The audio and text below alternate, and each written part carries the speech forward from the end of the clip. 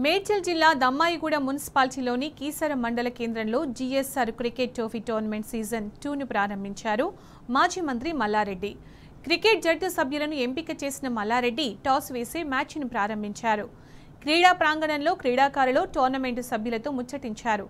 Cricket ఆడే క్రీడాకారులను ఉత్సాహపరిచారు. ఈ కార్యక్రమంలో కీసర ప్రజా ప్రతినిధులు, నాయకులు పాల్గొన్నారు.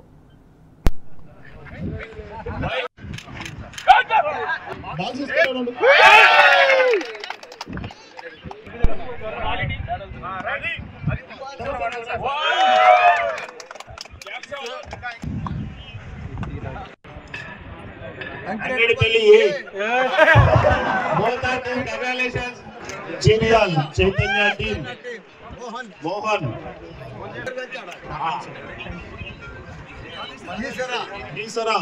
वारियर्स महेश।